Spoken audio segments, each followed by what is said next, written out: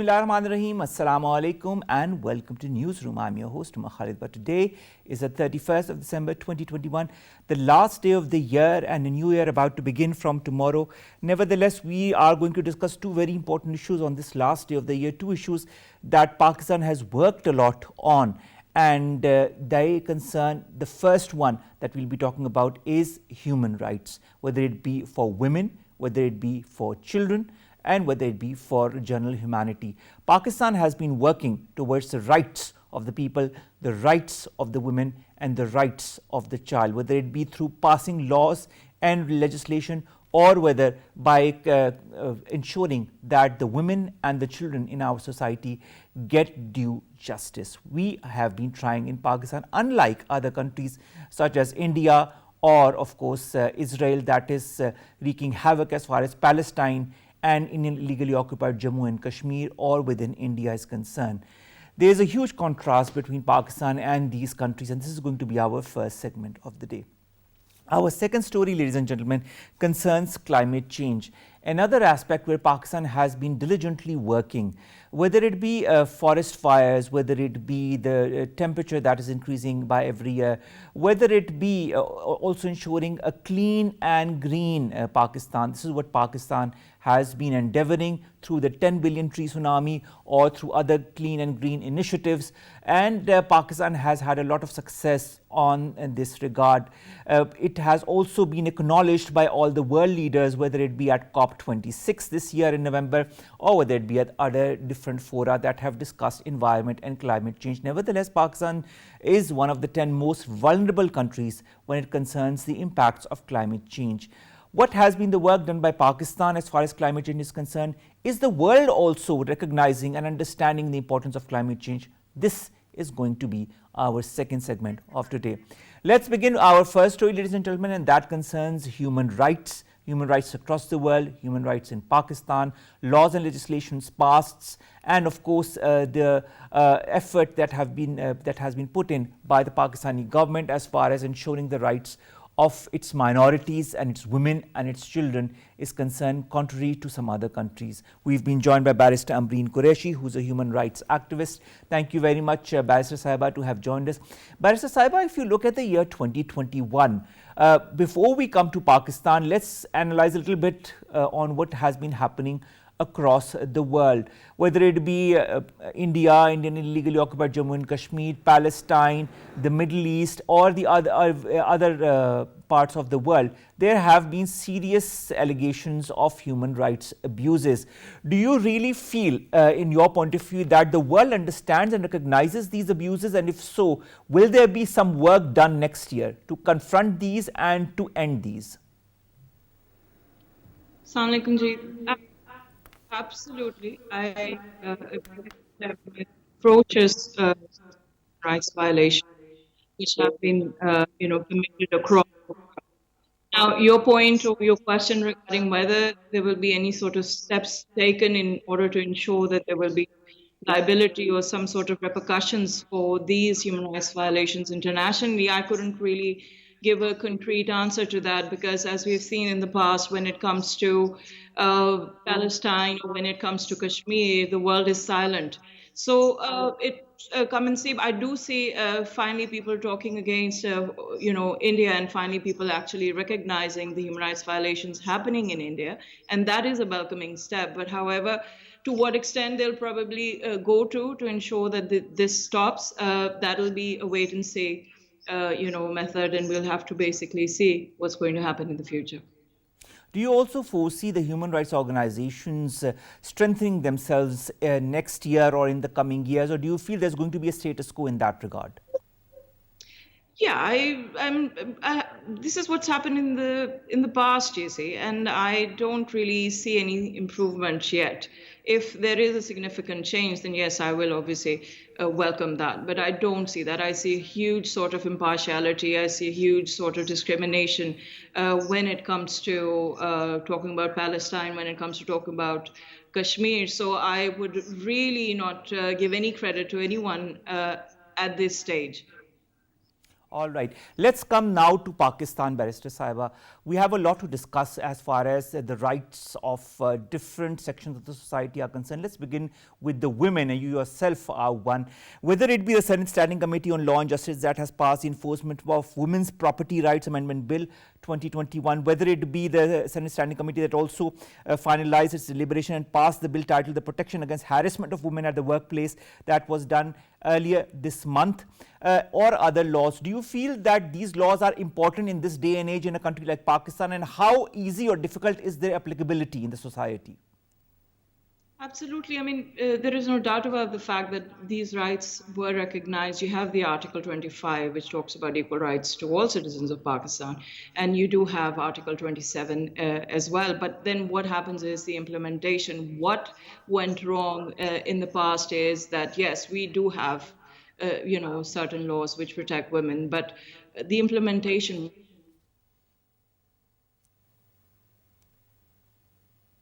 There seems to be some kind of a technical glitch as far as this is concerned. But nevertheless, before we go back to Barrister Sahiba, let's watch this report as far as the human rights is concerned in the year 2021.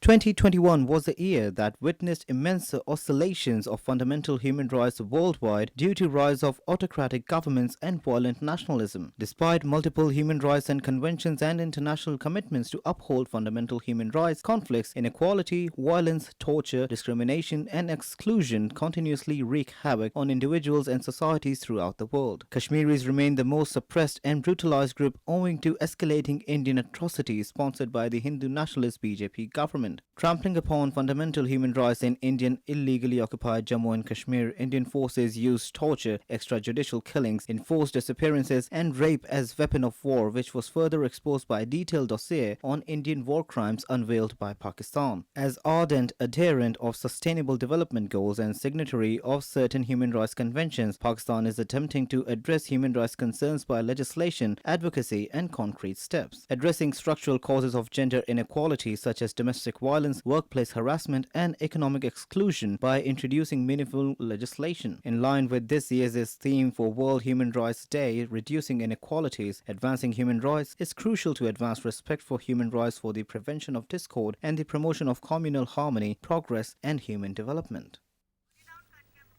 Barrister Ambreen Qureshi joins us online. Barrister Sahiba, I hope the technical glitch is now rectified. I wanted to talk about the women's rights in Pakistan, the laws. I just cited two laws that have been worked upon in Pakistan this very year. How important is their applicability and how easy or not is it to enforce this in the society in Pakistan? What needs to be done? Absolutely. I mean, if you see the laws that have been, if you see the drafting of the laws which have been made last year for women and children, you'll see a significant change. It's not just a run-of-the-mill law which has been normally passed where you just tell them this is what the law is and you just go to the courts. Here, the primarily focus seems to be on the implementation to ensure that, yes, we have the law, we're going to make sure it's implemented, and also that you'll be answerable. People who are in charge, may that be police officers or the DC, they are supposed to make sure that it's implemented. And if it's not, then they have to face the repercussions. For instance, the anti-rape bill, the Anti-Rape Act, if the respective police officer doesn't work, he or she will get criminal, charges against them, and there will be imprisonment and as well as fine for not acting. So I really appreciate this kind of, thought process into ensuring that the law is made, but at the same time, we have to make sure that it's implemented. Similarly, with the enforcement of property rights, if you see, they've taken away the ties. There seems to be again some kind of a technical glitch as far as Barrister Ambreen Qureshi is concerned. Nevertheless, Pakistan has adopted a number of key international commitments as far as gender equality or women's human rights are concerned, which include the Universal Declaration of Human Rights, the Beijing Platform for Action, the Convention on the Elimination of All Forms of Discrimination Against Women, and the Sustainable Development Goals. Barrister Ambreen Qureshi, I hope you're back now. I wanted to talk to you about the international commitments that Pakistan has committed to as far as gender equality and women's human rights are concerned. Are these adoptions very important, and how do you see their applicability as well? Absolutely, Pakistan is a signatory to the Convention of Discrimination of Elimination of all kinds of violence against women and children, as well as the Convention on Rights of Child. And therefore, these acts, the Anti-Rape Act, as well as the Enforcement Act, and then I'll add the Senior Citizenship Act. I'll also add the Parents Protection Act, because they are very much there to ensure that elderly women and elderly men are protected and their welfare is protected. And then you have the Corporal Act, the prohibition of the Corporal Act, which is going to now make it an offense for anyone who would try to abuse a child in schools or in madrasas and other places. So those are absolutely welcoming, and I feel that internationally as well, we are following the right path, and we are actually following through what we had actually promised in the past. Now, you talked about children. Let's come to the bills regarding the children. In November this year, Pakistan Senate body approved 3 child rights bills that include the Juvenile Justice System Amendment Bill 2021, the Islamabad Capital Territory Child Protection Amendment Bill 2021, and the National Commission on the Rights of the Child Amendment Bill 2021. These, plus the Corporal Punishment Act, the law against it that has also been passed. Are these important as far as the rights of the child are concerned? Absolutely. They're extremely, extremely important to ensure that the welfare of the child is, paramount in all such cases. And one of the most significant things that you'll see here is they're not only talking about physical abuse, they're also talking about mental abuse. And that is welcoming, and that is something very, very significant as far as the laws are concerned. And I feel that certain judgments that have also come from the judiciary is also working hand in hand into ensuring the entire process is going towards progress.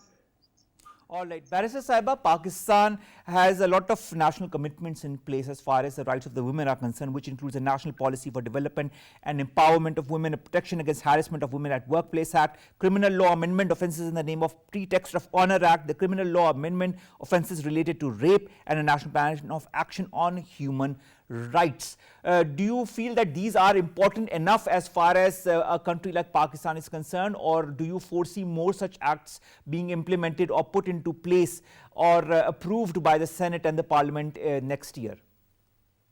I mean, I could never say anything is enough. They're very welcoming. There's still a lot of work that needs to be done. But at the same time, these laws which are in place, their implementation next year are extremly important in order to see results. If we don't see results, then obviously all the hard work that's been put on these acts it goes to waste. So in the next year, would want to see implementation of the acts that have been passed. And I also would want furthermore acts specifically for women and children to be made to ensure their welfare and their security to life and dignity. All right, ma'am, when it comes to the local commitments that Pakistan has adopted as far as women or gender rights are concerned, it includes gender equality policy frameworks and women's empowerment packages and initiatives. When we talk of women empowerment, Barrister Sahiba, you yourself are an empowered woman in the place that you are. A lot of women in the society, despite all these laws that have been passed or the frameworks that have been initiated, are very afraid due to social pressures to come out and talk about what is happening to them, whether at the workplace or at home. Do you feel that some kind of a local commitment also needs to be done by local leaders so that the women could be told about their rights? Absolutely. That is important, not citizens, lay citizens at large. It is also very important to kind of train people who are in charge, to train the judiciary, to train the prosecutors, to train lawyers as well. And once all of these individuals who have the power or authority to get justice for the women and children, once they are trained, I feel that things would move forward. And for society, I would say that probably television channels, programs such as yours, and then social media plays a very important role into ensuring that society at large actually recognizes the rights of women, recognizes what is an abuse, recognizes that it's not just physical but also mental and financial abuse, and all such factors which are present on which the law is made. Of course, there, as far as the children are concerned, there are also child protection units that have been put into place at various parts of the country. But there's another aspect to the human rights, and that is also the rights of the minorities. Pakistan has been taking care of that, including, of course, the Khyber Pakhtunkhwa government that has approved a 513 million project to construct and rehabilitate 109 worship places and residential colonies of minorities across the province. We've had the Kartarpur corridor that has been put into place by this current government that facilitates the Sikhs. We've also had Hindu pilgrims coming to Pakistan on a regular level. We will be receiving some very soon so that they can go to their famous places of worship. When you correlate all of the rights of the minorities that Pakistan is trying to implement or has implemented with what is happening across the border, don't you see there's a vast difference? And if this is so, in your point of view, because I totally believe it, what is the reason behind it? Well, the reason is simple. I think when the Prime Minister came into power, one of the first things he said, and I did mention this in one of my sessions at the United Kingdom with the United Kingdom parliamentarians, was that he promised equal rights to the minorities, and he promised that he will make sure that there is no sort of discrimination which would happen against the minorities. Whereas if you see across the border, it's very open and it's very clear that it's a very, very anti-Muslim, anti-Christian, and anyone who's not, Hindu is a priority there. It's All not right. the priority there. So therefore, of course, I feel that it comes from the mindset. It comes from the mindset of the leader and people who are working for him. And things will actually not only come on paper, but through actual implementation, and that's happening in Pakistan, and that's what's being appreciated internationally. The steps taken to ensure that we have a very equal system in our society, not only for Muslims, but also for our minorities. All right, finally, a very quick answer, Barrister Sahiba. What are your expectations from 2022? Well, I really hope that women, children, and any person, man, woman, transgender, they're able to understand and appreciate the fact that the government has taken concrete steps to ensure that their welfare and their security is, looked after. I hope that they are able to knock the doors of the court and get justice. I hope that the judges in the lower courts especially understand the power that they have within and are able to give strong judgments to ensure that justice is done. I hope that the people in such sections who are still corrupt, they are eliminated, and I wish everybody a very good year.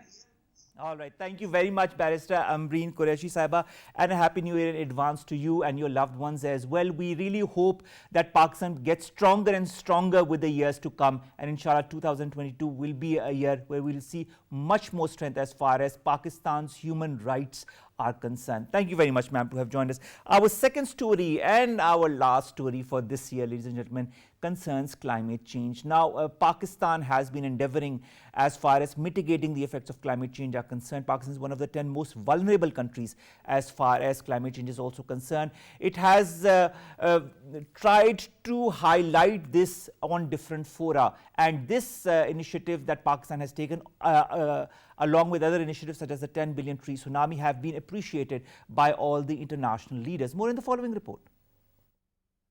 The severe weather events of 2021, such as fatal summer heat on the US Pacific coast, deadly floods in Central Europe and South Asia, and rampaging tornadoes in the US Midwest, vividly reflect the reality of climate change. The Glasgow COP26 climate conference in November set the tone of future climate action, where experts want to act now. The publication in August of the latest Intergovernmental Panel on Climate Change report issued apocalyptic warnings and kindled climate debate. International Energy Agency, which is funded by governments of major Western nations, made headlines in 2021 with a significant statement that to meet government's goal of limiting warming, for the planet to an extra 1.5 degrees Celsius, then there should be no development of any new fossil fuel fields. In a phrase that echoed through the year, United Nations Secretary General Antonio Guterres said that climate change had sounded a red alert for the humanity, making 2021 a make-or-break year to confront the global climate emergency. While no country is immune from these impacts of climate change, most developing countries remain disproportionately affected by its negative impacts. The hard truth is that the world is going to experience more extreme climate events in the coming decades, so it's crucial to fulfill climate commitments as first priority. Now, of course, climate change is something that is extremely important, not only for Pakistan, but for the world. And Pakistan's efforts in that regard are extremely commendable and have been lauded by the world leaders. We've been joined by two guests in the studio to talk about climate change, the world, and Pakistan. On my very right is Mome Saleem. She is an environmentalist. Mome Saleem, thank you very much to have joined us. It's the first time that we are interacting and the last day of the year, so a happy new year in advance, and welcome to our show. Thank you very much for inviting me. Our second guest is somebody I've seen online a lot of times, but this is the first time I'm meeting him face to face. Munir Ahmed Saab, you're a climate advocacy expert. Thank you very much, Munir Saab, to have joined us as well. Pleasure.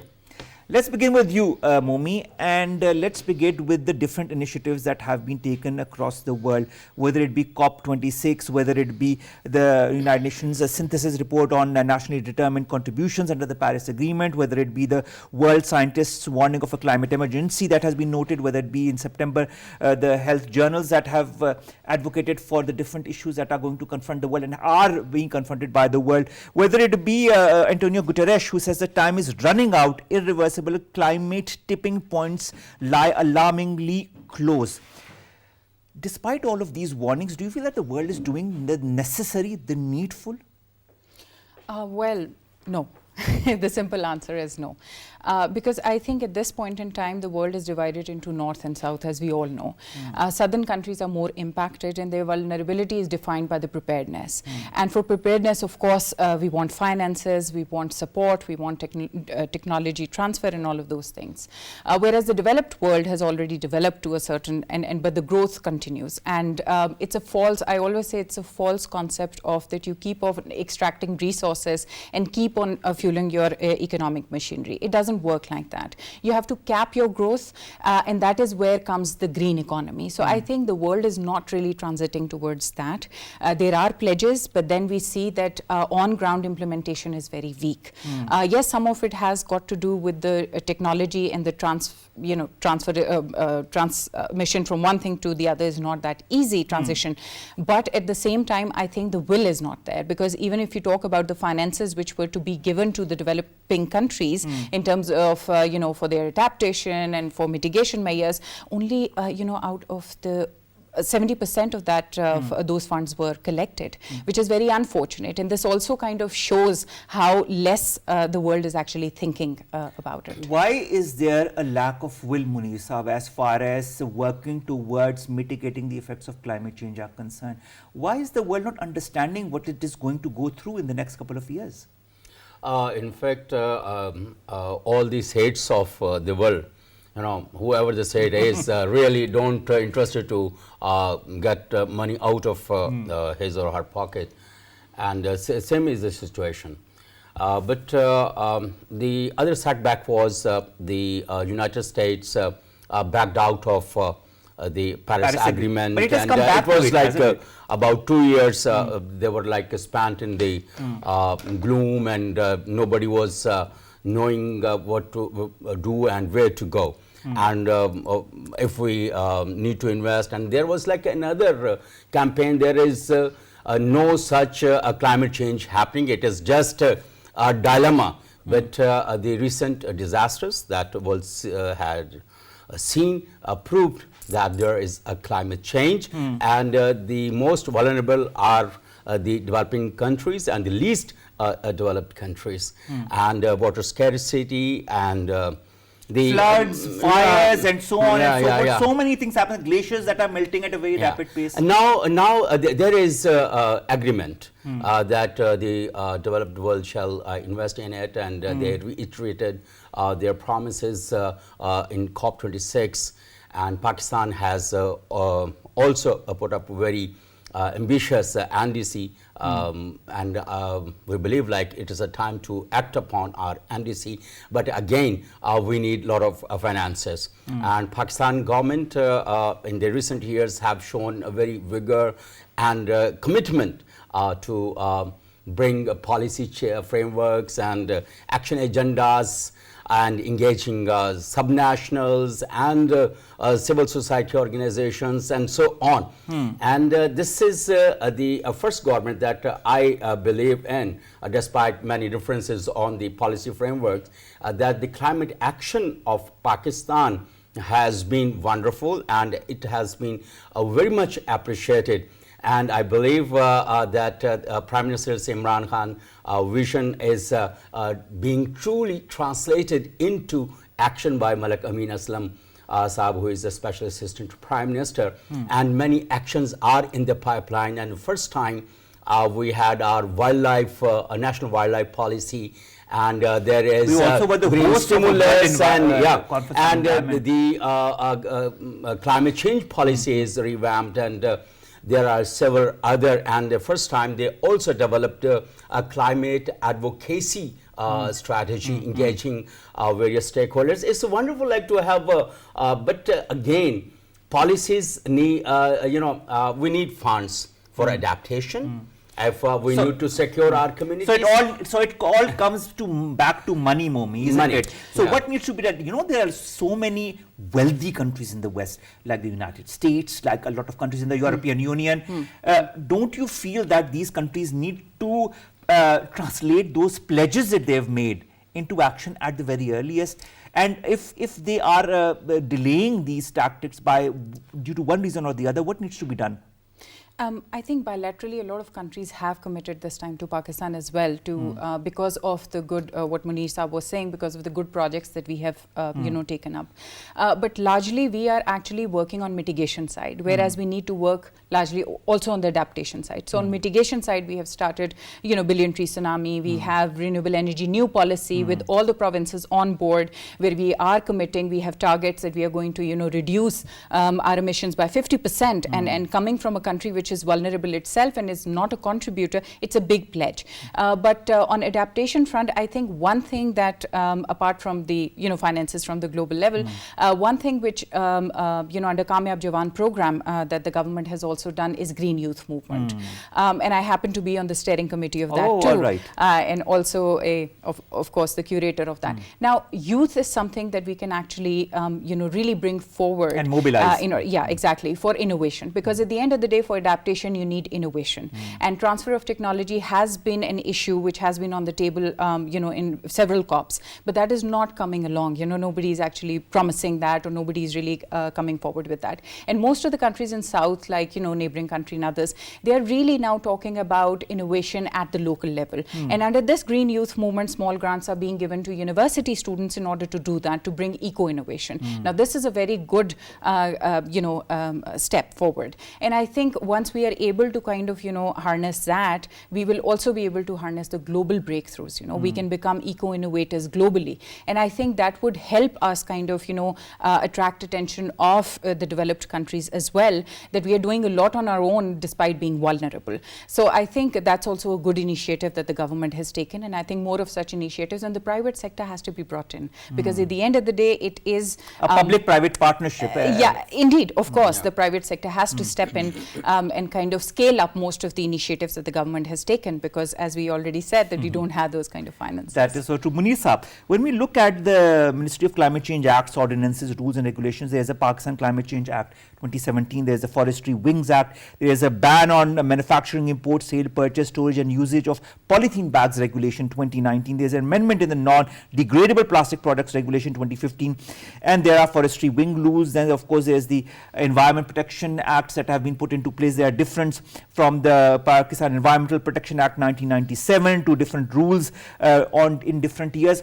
How many of those are actually applicable in Pakistan? You wanted to say that Pakistan is over legislated country in terms of... No, I was just trying to tell my audience as to There how are so many many- laws Pakistan has put forward, in addition to what my worthy guest has said. I was just kidding, like in a lighter note, I mentioned it, but we have so many environmental frameworks, and as you have mentioned, right from we also have a national conservation strategy that was launched in 1992, right from 91, 92 to like it's about 30 years now.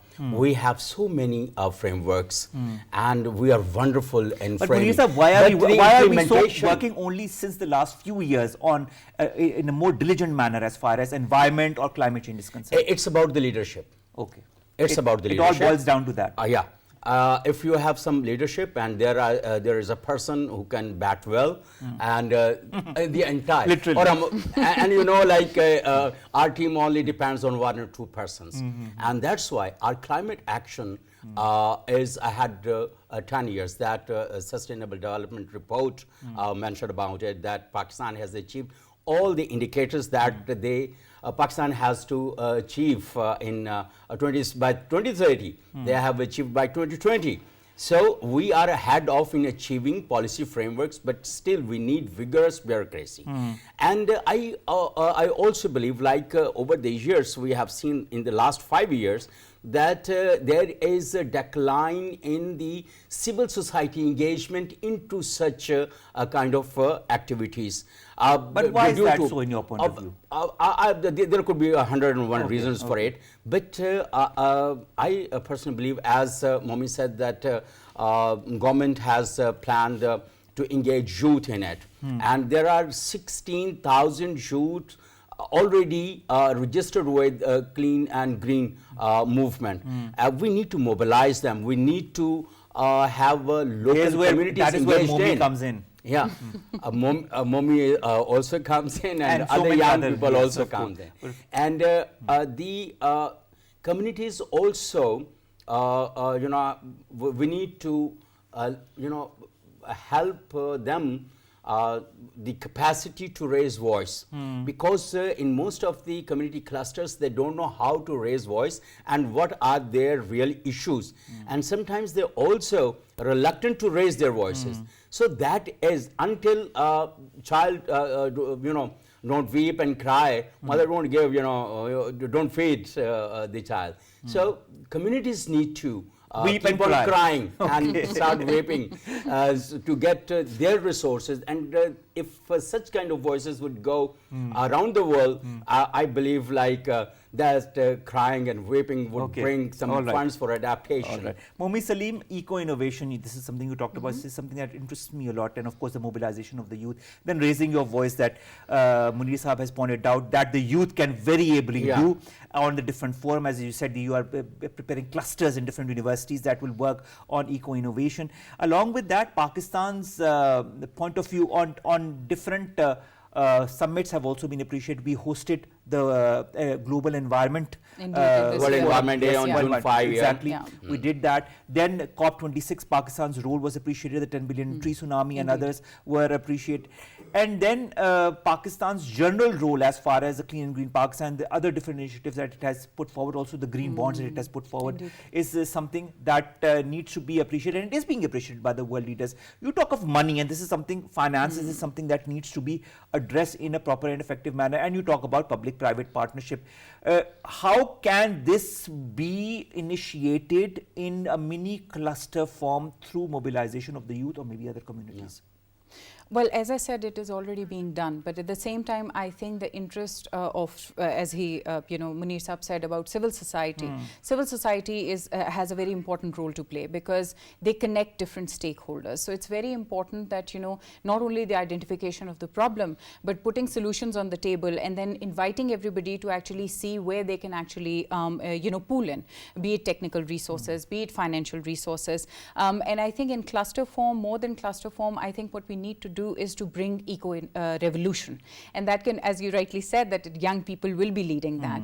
And right now it is being done in the universities, and I'm sure that these young people will come up with, because they have to submit their work plans, they'll come up with activities which actually engage communities and educate them. So, for example, the Faisalabad Agriculture University is taking lead on that, going and educating communities. We right now imported a lot of wheat, and so they went to communities to tell them what kind of crops they need to, they are also doing climate zoning, for example, in order to see what kind of crops need to be, sown in several areas which have been impacted by climate change, because we are semi-arid and arid, land. So we have to actually see that how we have to adapt. So I think that we can actually, leapfrog, because the world has tried the bad way and then went to the right way. So we are in a good position to do that.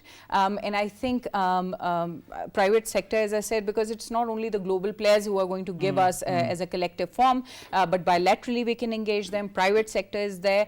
See, there's always a way around things. And there's a will, there's always a way. Indeed. That is so true. Finally, last question, we are a bit short of time. I would have loved to engage you a bit more. But Munir Saab, what is happening in Lahore as far as environmental, the pollution in the air is concerned, the smog is concerned? This is something that we witness at the end of every year, and this needs to be also taken care of. When you look at a lot of different factors behind it, there's also this lack of understanding or maybe proper education or understanding of what are the basic reasons behind all of that. Do you feel that we need to also engage different sections of the society to educate or to impart the necessary skills to the farmer community so that this does not happen next year? There are two things we need to do because it's the annual phenomena and the farmers' education, and second thing is the policy of stake. We need to give them incentives through education. We need to educate them that what is good and what is bad for them and for others as well. Secondly, we need to activate and our environmental protection agencies, because they are not working year round. They only wake up when there is fog or smog or whatever such kind of. The vehicular emission, the burning of the residues of agriculture, and the industrial pollution, they go all the year, but our agencies, I don't know, whatever the reasons we need to rectify every day of the year. Inefficiency of our own agencies. Okay. Yeah. Finally, very quick answers from the both of you, starting from you, Mome. What are your expectations from 2022 as far as Pakistan and climate change is concerned? I'm just looking forward to all these programs being rolled out more rigorously, and I'm really counting on our young people to take us forward. All right, Munir Saab, what are your expectations from 2022? I'm quite hopeful because the projects are in pipeline. They are quite vigorous, and I believe like if some more incentives are given, or like a space is given to the civil society organizations and youth is engaged, that like 63-64% of the total population. As Mome said, I floated this idea 2 years back that youth should be engaged, and I'm really happy like if it is coming true. And there should be some incentive because every person needs some incentive. If some marks are, because there is a model, if we engage them on ground, and if they have some intervention on ground and they get some marks for the practical assignments and they are counted in their grades, I think that would mobilize every young person to be part of it. They love to have a practical action on ground. All right. Thank you very much, Mome, Saleem, environmentalist. Thank you very much, Munir Ahmed Saab, climate advocacy expert, to have joined us. I wish you, the both of you, a very happy new 2022 in advance, and I really hope that 2022 brings a lot of good things, good changes as far as climate change, as far as human rights, as far as Pakistan stabilizing itself and stabilizing other countries in the region, such as Afghanistan, are concerned. We can only hope, wish and pray for the very best, and that can only happen through a collective mobilization of all the sections of the society, something that you are also diligently working upon. And Munir Saab, you have been doing that in so many years. Ladies and gentlemen, that brings us to the end of the last show of the year 2021. We wish you in advance a very happy 2022, and we really hope, as we've been doing throughout the year through this show, to bring about some kind of a change in the mentality, in the way you think about the people around you, the society around you, and your country. Be one, be strong, be effective, and you can counter any adversity in the world. This is how we move forward. This is how we make a nation strong. Allah Hafiz.